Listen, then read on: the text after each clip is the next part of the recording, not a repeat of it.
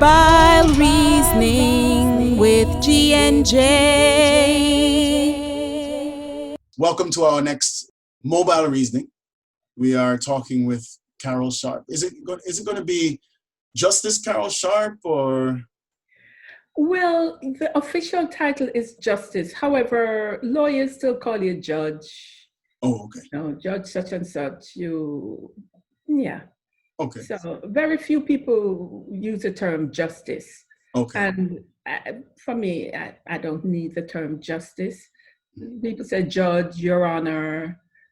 I certainly, when I was a practicing lawyer, did not know the difference.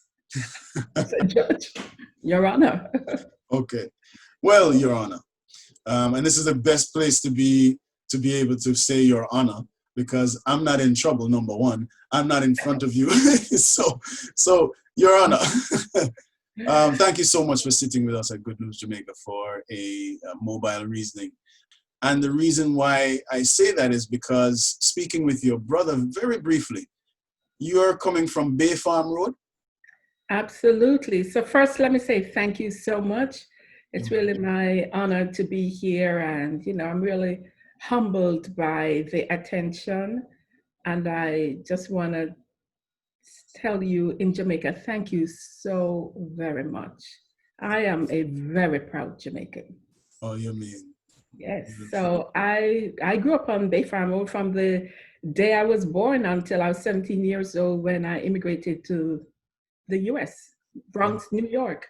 I lived on Bay Farm Road. I attended Queens High School. Mm-hmm. But before that, I went to Half a Tree Primary School. Yeah, and before that, we started at 3 years old. And back then, we used to go to the school around the corner. So I went to places like Mr. Baker's School, Miss Passion School, And those are solid preparation for primary school. So do you think that your influence has started from that age, or? No, I didn't have a dream. Growing up in Jamaica and not coming from a family with money, I didn't know any lawyers. The only time I saw a doctor was when I had to go to a doctor. Okay. That was a part of the community that I was raised in. Mm-hmm. So what kept us going was school and church. That's all we did. I went to Sunday school at Bethany Gospel Hall right there in Half a Tree. And then when we got a little older, we opted to go to Calvary. And Calvary is right at Sundown Crescent and Malines Road. There were a lot of young people. So we had a solid group of Christian young kids who are doing the right thing. Mm-hmm. So that really helped. Because you see, we were raised in the Christian church. That's what my parents did. And there were 7 of us.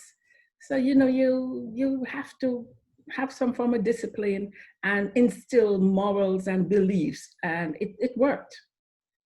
It certainly did work. And we can see that in your election. I mean, and the greatest thing I think about the election is that it wasn't that you were appointed. Your people elected you. That's a large statement. So congratulations. Really, really congratulations to you. I thank you so much. And it's very humbling, but I like public service. And this is just one way for me to bring together all my experience as an attorney, as a trial attorney, as an attorney who was a law clerk to a Supreme Court judge, a Jamaican Supreme Court judge in Bronx County. Oh, wow. And bringing all of that experience together, I am happy to know that when lawyers or members of the community, jurors, anyone who walks into my courtroom, know that they will be treated with respect, dignity, and you're looking at someone who has a wide breadth of experiences. So let's talk about Jamaica for a second. Do you get back home often? Well, I used to come back home. Okay, there was a time when we just couldn't afford it. I didn't come back home until after college. And then there came a period of time when I would come home every year. I did spend some part of my recovery in Jamaica because I am disabled. I was diagnosed with cancer in 1997 on my femur. So I have a lot of reconstruction. So part of the time I was not working and I was recovering, I came to Jamaica and spent some time with my brother, Michael. I was there last year. Nice. Yeah, last year. So we normally try to come annually. We bring friends. We have brought friends from the US, from Ireland. You know, we try to expose people to Good. the wonderful people and the beautiful island of Jamaica. Right. But, you know, COVID has changed a lot. That is true. And so speaking of COVID and you being in New York at one time was the epicenter for COVID. Were you impacted at all? Yes, I was hospitalized for a week in March with COVID. But the magic potion, my friend, prayers. Absolutely. But God. True. Because I mean, there are a whole heap of people not coming back. Huh? When you come home, what do you find as your favorite part of Jamaica, the favorite thing when you think of coming home? What is the thing that you look forward to?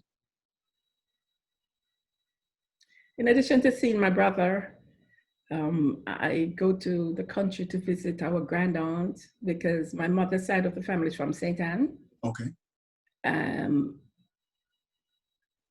It's a little selfish on my part. It's to come down from New York, you know, get a break from your work and your job and the routine of rushing the children to school and rushing to work and rushing home. I enjoy, I can't tell you all my little things like red stripe beer that I enjoy. No, don't tell us that part. Don't tell us that part.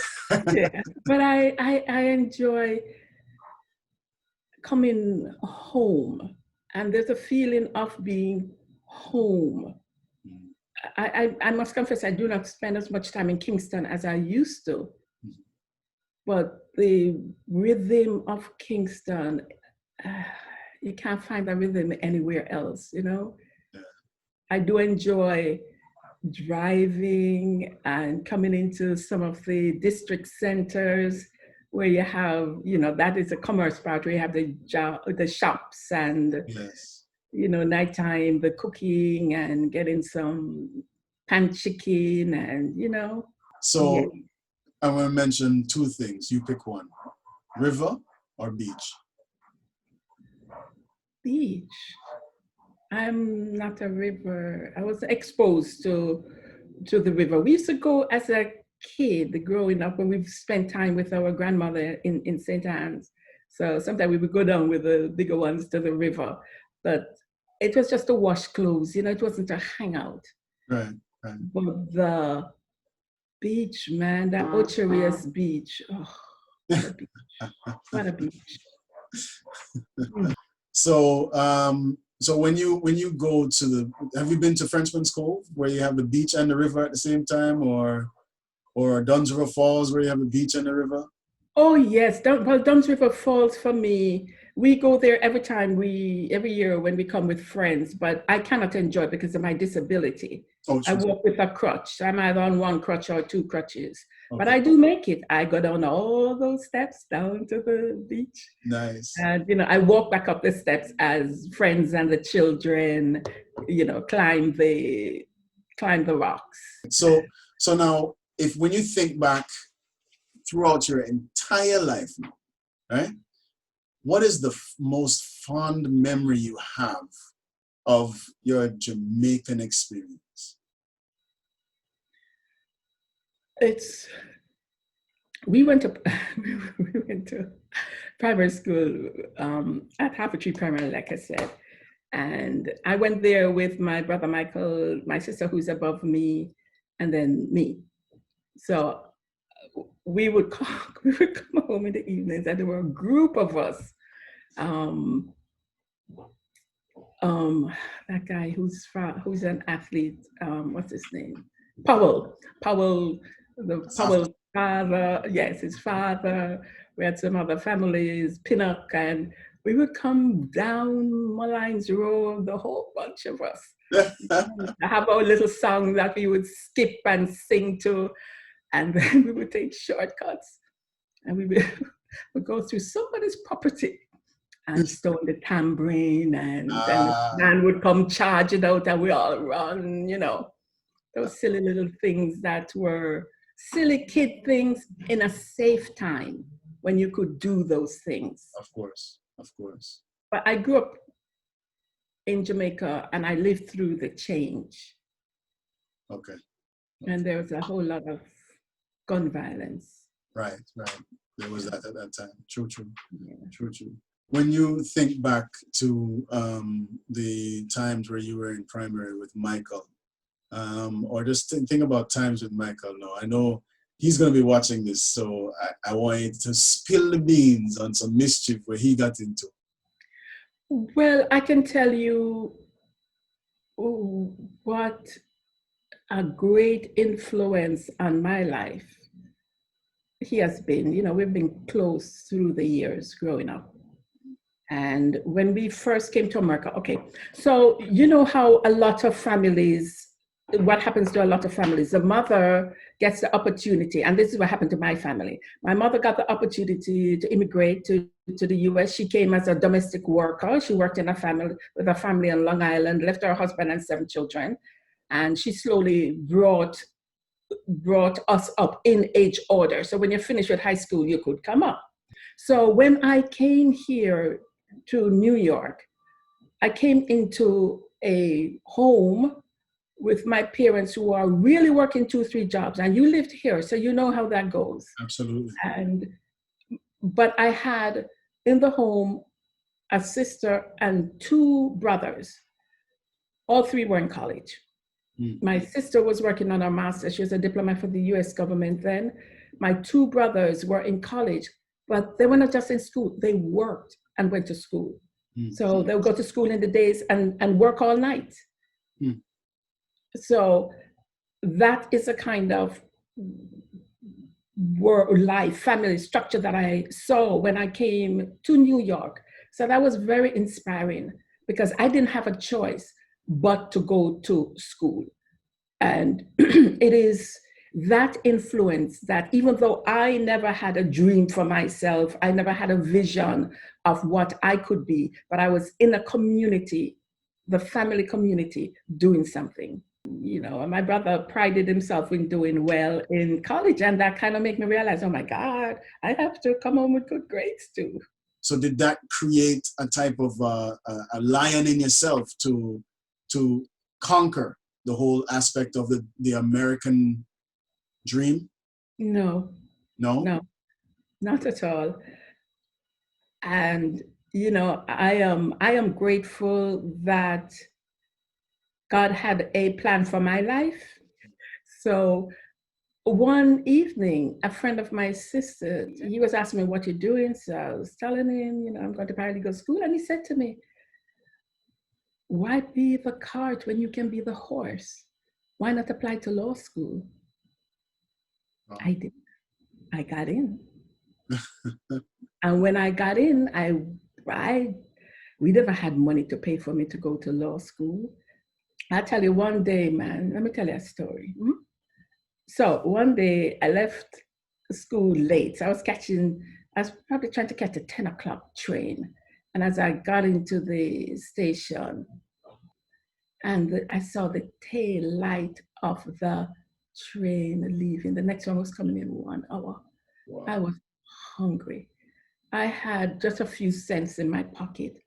I sat down on a bench, and on the bench and on the ground were pennies. And I bent down and I picked up each and every one of them. And I had enough money to go into the McDonald's to buy a cup of hot chocolate to tide me over until I got home where I could get something to eat. So, you know, it's not paved in gold. I don't come from that kind of family, you know. And also for me, with my accent, I used to speak with a lisp. I trained myself not to. I didn't think that, you know, I could be a trial attorney. Turned out I got a job in the district attorney's office in Bronx County, and I became a trial attorney. I saw judges. I never thought I could ever become a judge. I just didn't know how you become a judge. So I went on and I continued as a trial attorney. I ended up working for the Transit Authority. in different divisions there. And then this Jamaican friend of mine who got elected to civil court in the Bronx, and she got elected to Supreme Court, Judge Sharon Aarons. She asked me to come and work for her in Supreme Court to be her law clerk. And then when I went, I finally started to understand that, yes, it is possible. Plus I had my husband and a couple other people pushing me and say, yes, you can, but I really didn't feel that somebody like me could become a judge. So, I did that and I got elected to civil court. And this I did while on one crutch or two crutches. And I am now completing my 7th year as a civil court judge. Is it a balance as far as ethnicity on the judges level in New York? There is this constant need for diversity. Because as you know, New York City is one of the most diverse cities in the country.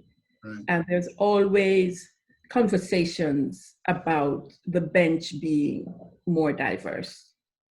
For the people watching, the young girls and the young boys here in Jamaica who are watching this, can you give a message to them so that they know that they too can be where you are? Yes, it would be my pleasure. And I want everybody to understand that I was not this driven person. I was not this person who wanted to be a lawyer, who wanted to become a judge, because I did not know any such person. I had no such role models growing up. So it's okay if you do not know what it is you want to do. That's okay. Just keep doing something. You have to go to school. You have to study hard for your exams, and you have to just keep going forward, even when you don't want to. There's so many times when I wanted to give up. Right? I went to law school and 2 weeks later, I'm like, I don't want to be here. I can't do this. The racism, the living in Boston, being away from my family for the first time. So, these are the kind of things that can drive away the confidence. I know when and I'm going to just be very frank right now. Most people do not have an address up in the hills. I did not. So you can still move on ahead in life. And a lot of people who live in those places, either them or their grandparents, didn't come from money. Hard work helped a lot of people to afford what we see as a certain lifestyle. And part of it is not giving up. But every time I feel like giving up and not going, I know that that's the day there's going to be a breakthrough. Keep going. One of the things I encourage myself with is by saying the sun comes up every day whether or not it wants to. Yeah, sometimes we have the rain like you guys have been having, and it's overshadowed, but overcast. But we still have to get up and go because we have to eat. I would just encourage you, take some chances on yourself, watch the company that you keep to the best of your ability, and sometimes say no to certain things. It's okay to be seen as boring. It's okay to not be that girl in all those fancy clothes and guys in those fancy clothes. I never had the fancy clothes growing up. But fortunately, someone said a kind word to me one day that made me rethink the possibilities in life. And I took the chance of applying to school. And even when I wanted to give up, I still kept going because I didn't want to shame my parents nor my family.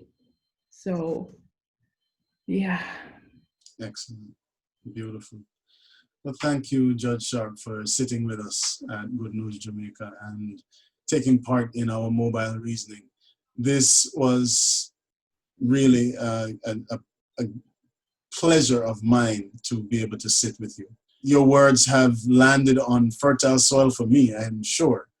And I know that the people who are watching will also receive them positively. So thanks again. Take care and good luck and Godspeed. Walk good. And it go with little about with Talawa.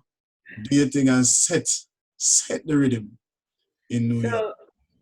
I thank you for this opportunity. And I just want to thank you, everybody in Jamaica who is supporting me from the distance. And just remember, I am a proud, proud Jamaican. And let us keep moving forward because we're good, hardworking, loving, strong people. And that's the Jamaica I know. That's the Jamaica I grew up in. So thank you so much. Excellent. One love. One. One love. Mobile reasoning with G and J.